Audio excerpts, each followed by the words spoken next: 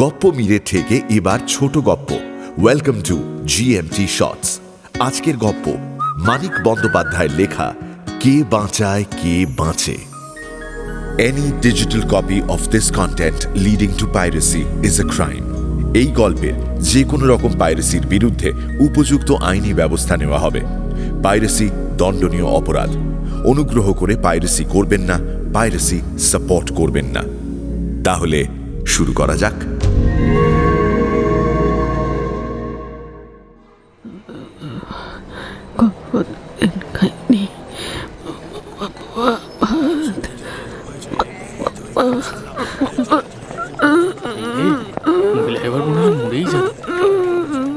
সেদিন আপিস যাবার পথে মৃত্যুঞ্জয় প্রথম মৃত্যু দেখল। অনাহারী মৃত্যু। এতদিন শুধু শুনে আর পড়ে এসেছিল ফুটপাথে মৃত্যুর কথা। আজ চোখে পড়ল প্রথম। ফুটপাথে হাঁটার তার খুব বেশি প্রয়োজন পড়ে না, নইলে দর্শনটা অনেক আগেই ঘটে যেত, সন্দেহ নেই। বাড়ি থেকে বেরিয়ে দুপা হেঁটেই সে ট্রামে ওঠে, নামে গিয়ে প্রায় আপিসেরই দরজায়। বাড়িটাও তার শহরের এমন এক নিরিবিলি অঞ্চলে যে সে পাড়ায় ফুটপাথও বেশি নেই, লোকে মরতেও যায় না বেশি। চাকর ও ছোট ভাই তার বাজার ও কেনাকাটা করে। কয়েক মিনিটে মৃত্যুঞ্জয়ের সুস্থ শরীরটা অসুস্থ হয়ে গেল। মনে আঘাত পেলে মৃত্যুঞ্জয়ের শরীরে তার প্রতিক্রিয়া হয়। মানসিক বেদনাবোধের সঙ্গে চলতে থাকে শারীরিক কষ্টবোধ। আপিসে পৌঁছে নিজের ছোট কুঠুরিতে ঢুকে সে যখন ধপ করে চেয়ারে বসে পড়ল, তখন সে রীতিমতো কাবু হয়ে পড়েছে। একটু বসেই তাই উঠে গেল কলঘরে। দরজা বন্ধ করে বাড়ি থেকে পেট ভরে যত কিছু খেয়ে এসেছিল, ভাজা, ডাল, তরকারি, মাছ, দই, ভাত, প্রায় সমস্তটাই বমি করে উগড়ে দিল।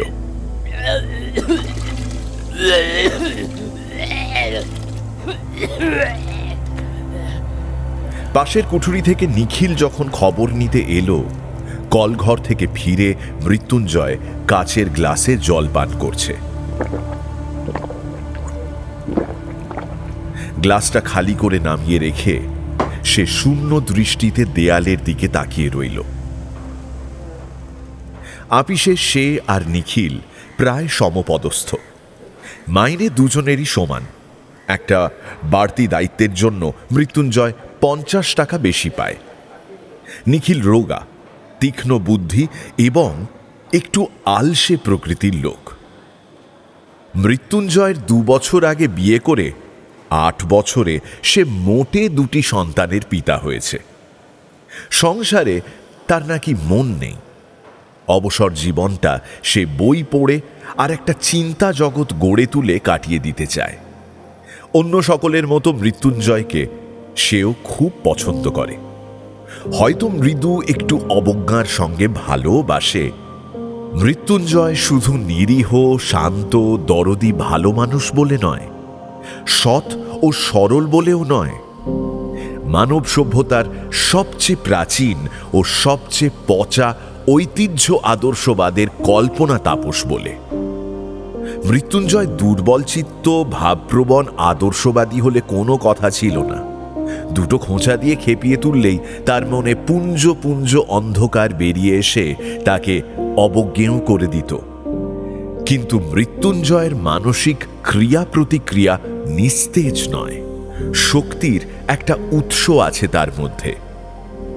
অব্যয়কে শব্দরূপ দেবার চেষ্টায় যে শক্তি বহু ক্ষয় হয়ে গেছে মানুষের জগতে, তারই একটা অংশ। নিখিল পর্যন্ত তাই মাঝে মাঝে কাবু হয়ে যায় মৃত্যুঞ্জয়ের কাছে। মৃদু ঈর্ষার সঙ্গে সে তখন ভাবে যে নিখিল না হয়ে মৃত্যুঞ্জয় হলে মন্দ ছিল না।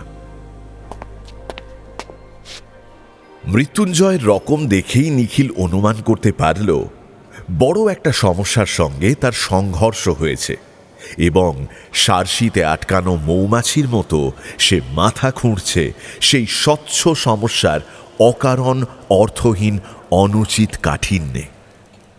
সে সন্তর্পণে জিজ্ঞেস করল, কি হলো হে তোমার? মরে গেল, না খেয়ে মরে গেল। আনমনে, অর্ধ ভাষণে মৃত্যুঞ্জয় যেন আর্তনাদ করে উঠল। আরো কয়েকটি প্রশ্ন করে নিখিলের মনে হল মৃত্যুঞ্জয়ের ভিতরটা সে পরিষ্কার দেখতে পাচ্ছে। ফুটপাথে অনাহারে মৃত্যুর মতো সাধারণ সহজবোধ্য ব্যাপারটা সে ধারণা করতে পারছে না। অবশ্য সেটা আশ্চর্য নয়। সে একসঙ্গে পাহাড় প্রমাণ মাল মশলা ঢোকাবার চেষ্টা করছে তার ক্ষুদ্র ধারণা শক্তির থলিটিতে। ফুটপাথের ওই বিভৎসতা ক্ষুধা অথবা মৃত্যুর রূপ। না খেয়ে মরা, সে আবার কি করে, কেমন করে? কত কষ্ট হয় না খেয়ে মরতে? কি রকম সেই কষ্ট? ক্ষুধার যাতনা বেশি না মৃত্যু যন্ত্রণা বেশি ভয়ঙ্কর? অথচ নিখিল প্রশ্ন করলে সে জবাবে বলল অন্য কথা। ভাবছি, আমি বেঁচে থাকতে যে লোকটা না খেয়ে মরে গেল, এই অপরাধের প্রায়শ্চিত্ত কি? জেনে শুনেও এতকাল 4 বেলা করে খেয়েছি পেট ভরে। যথেষ্ট রিলিফ ওয়ার্ক হচ্ছে না লোকের অভাবে। আর এদিকে ভেবে পাই না কি করে সময় কাটাবো। ধিক, শত ধিক আমাকে। মৃত্যুঞ্জয়ের চোখ ছলছল করছে দেখে নিখিল চুপ করে থাকে। দরদের চেয়ে ছোঁয়াচে কিছুই নেই এই জগতে। নিখিলের মনটাও খারাপ হয়ে যায়। দেশের সমস্ত দরদ পুঞ্জীভূত করে ঢাললেও এ আগুন নিভবে না ক্ষুধার। অন্যের বদলে বরং সমিধে পরিণত হয়ে যাবে। ভিক্ষা দেওয়ার মতো অস্বাভাবিক পাপ যদি আজও পুণ্য হয়ে থাকে, জীবন ধারণের অন্নে মানুষের দাবি জন্মাবে কিসে? রূঢ় বাস্তব নিয়মকে উল্টে মধুর আধ্যাত্মিক নীতি করা যায়, কিন্তু সেটা হয় অনিয়ম। চিতার আগুনে যত কোটি মড়াই এ পর্যন্ত পোড়ানো হয়ে থাক, পৃথিবীর সমস্ত জ্যান্ত মানুষগুলোকে চিতায় তুলে দিলে আগুন তাদেরও পুড়িয়ে ছাই করে দেবে। বিক্ষুব্ধ চিত্তে এই সব কথা ভাবতে ভাবতে নিখিল সংবাদপত্রটি হাতে তুলে নিল। চোখ বুলিয়ে যেতে যেতে নজরে পড়ল, ভালোভাবে ব্যবস্থা করে গোটা 20 মৃতদেহকে স্বর্গে পাঠানো হয়নি বলে এক জায়গায় তীক্ষ্ণ ধার হা হুতাশ ভরা মন্তব্য করা হয়েছে।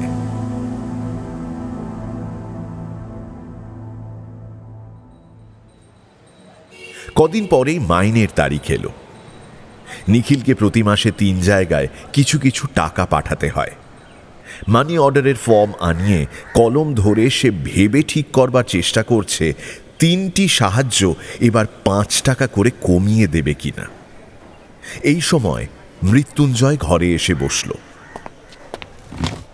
সেদিনের পর থেকে মৃত্যুঞ্জয়ের মুখ বিষণ্ণ গম্ভীর হয়ে আছে। নিখিলের সঙ্গেও বেশি কথা বলেনি। মৃত্যুঞ্জয় বলল, একটা কাজ করে দিতে হবে ভাই। মৃত্যুঞ্জয় এই কথা বলে একতাড়া নোট নিখিলের সামনে রাখল। টাকাটা কোনো রিলিফ ফান্ডে দিয়ে আসতে হবে। আমি কেন? আমি পারবো না বলে? সমস্ত মাইনেটা? হ্যাঁ। তোর বাড়িতে 9 জন লোক, মাইনের টাকায় মাস চলে না, প্রতি মাসে ধার করছিস। তা হোক, আমায় কিছু একটা করতেই হবে ভাই। রাতে ঘুম হয় না, খেতে বসলে খেতে পারি না নিখিল। একবেলা খাওয়া ছেড়ে দিয়েছি। আমার আর টুনুর মার একবেলার ভাত বিলিয়ে দিই। এই কথা শুনে নিখিল এক দৃষ্টিতে তাকিয়ে থাকে মৃত্যুঞ্জয়ের দিকে। জ্বর হলে যেমন দেখায়, মৃত্যুঞ্জয়ের গোল গাল মুখখানা তেমনি থমথম করছে। ভেতরে সে পুড়ছে, তাতে কোনো সন্দেহ নেই। নিখিল বলল, দেখ, টুনুর মার যা স্বাস্থ্য, একবেলা খেয়ে দিন 15-20 বেশি টিকতে পারবে। ঝাঁপিয়ে উঠল মৃত্যুঞ্জয়। তাতে আমি কি করব? কত বলেছি, কত বুঝিয়েছি, কথা শুনবে না। আমি না খেলে উনিও খাবেন না। এই অন্যায় নয়, অত্যাচার নয়। মরে তো মরবে না খেয়ে। নিখিল ভেবেছিল বন্ধুকে বুঝিয়ে বলবে, এভাবে দেশের লোককে বাঁচানো যায় না। যে অন্ন পাওয়া যাচ্ছে সে অন্ন তো পেটে যাবেই কারো না কারো। যে রিলিফ চলছে তা শুধু একজনের বদলে আরেকজনকে খাওয়ানো। এতে শুধু আড়ালে যারা মরছে তাদের মরতে দিয়ে চোখের সামনে যারা মরছে তাদের কয়েকজনকে বাঁচানোর চেষ্টা করার সান্ত্বনা। কিন্তু এসব কোনো কথাই সে বলতে পারল না।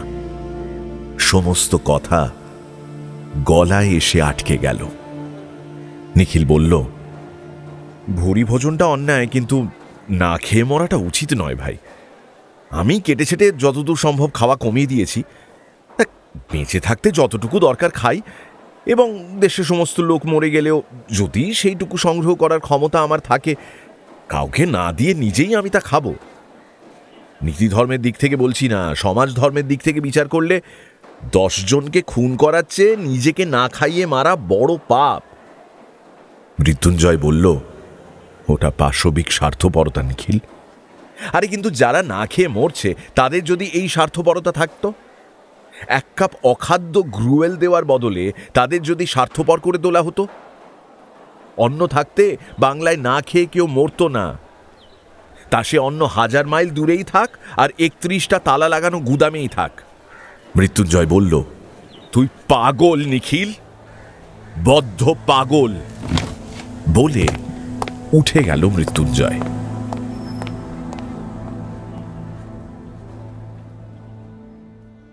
তারপর দিন দিন কেমন যেন হয়ে যেতে লাগলো সে। দেরি করে আপিসে আসে, কাজে ভুল করে, চুপ করে বসে ভাবে, একসময় বেরিয়ে যায়। বাড়িতে তাকে পাওয়া যায় না। শহরের আদি অন্তহীন ফুটপাথ ধরে সে ঘুরে ঘুরে বেড়ায়।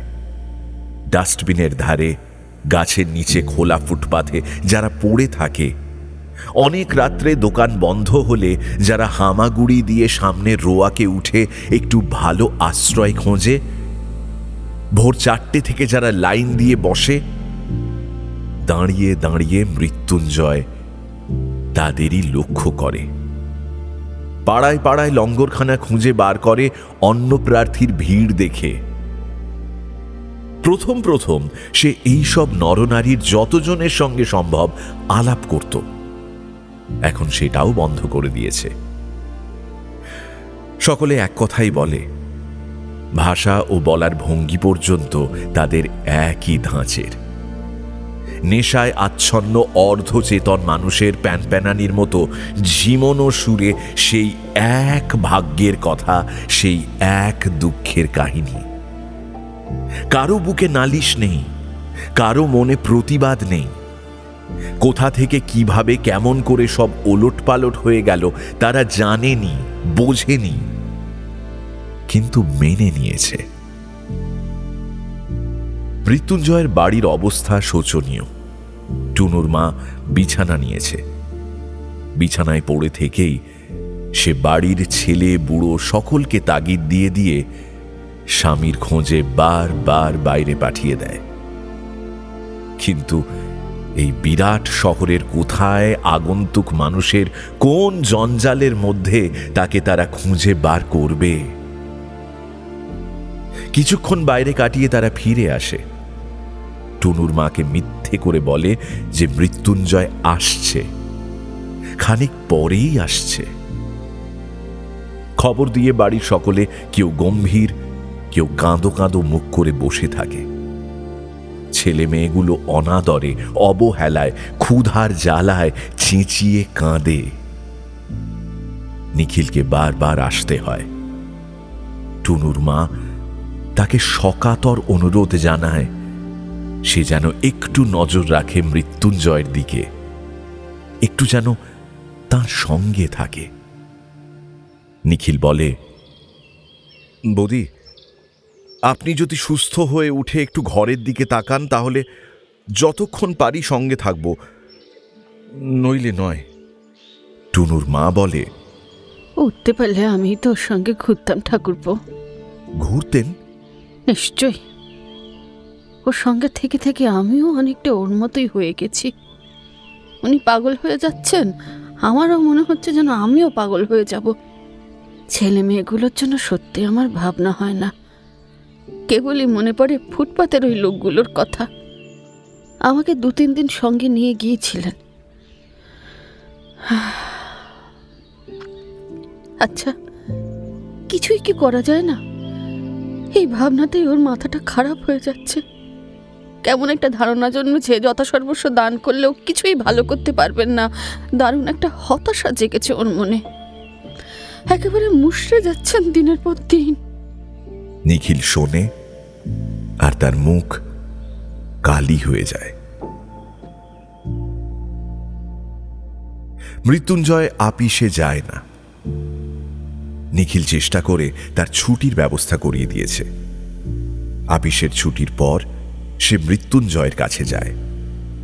মৃত্যুঞ্জয়ের ঘোরাফেরার স্থানগুলো এখন অনেকটাই নির্দিষ্ট হয়ে গেছে। ঘন্টার পর ঘন্টা সেও মৃত্যুঞ্জয়ের সঙ্গে কাটিয়ে দেয়। ঘুরিয়ে ফিরিয়ে নানাভাবে তাকে উল্টো কথা শোনায়। নিজের আগেকার যুক্তি তর্কগুলো নিজেই খণ্ড খণ্ড করে দেয়। মৃত্যুঞ্জয় শোনে, কিন্তু তার চোখ দেখেই টের পাওয়া যায় যে কথার মানে সে আর বুঝতে পারছে না। তার অভিজ্ঞতার কাছে কথার মারপ্যাঁচ সম্পূর্ণ অর্থহীন হয়ে গেছে। ক্রমে ক্রমে নিখিলকে হাল ছেড়ে দিতে হয়। তারপর মৃত্যুঞ্জয়ের গা থেকে ধুলো মলিন সিল্কের জামা অদৃশ্য হয়ে যায়। পরনে ধুতির বদলে আসে ছেঁড়া ন্যাকড়া। গায়ে তার মাটি জমা হয়ে দৃশ্যমান হয়ে ওঠে। দাড়িতে মুখ যায় ঢেকে।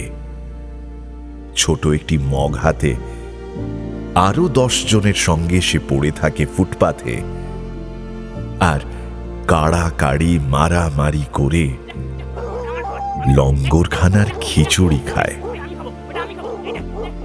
মৃত্যুঞ্জয় বলে, গা থেকে এইছি, খেতে পাইনে বাবা, আমায় দুটি খেতে দেবে?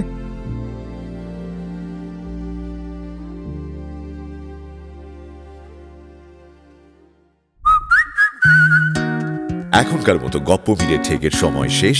পরের সপ্তাহে আরো একটা নতুন গপ্প নিয়ে আসবো আমি।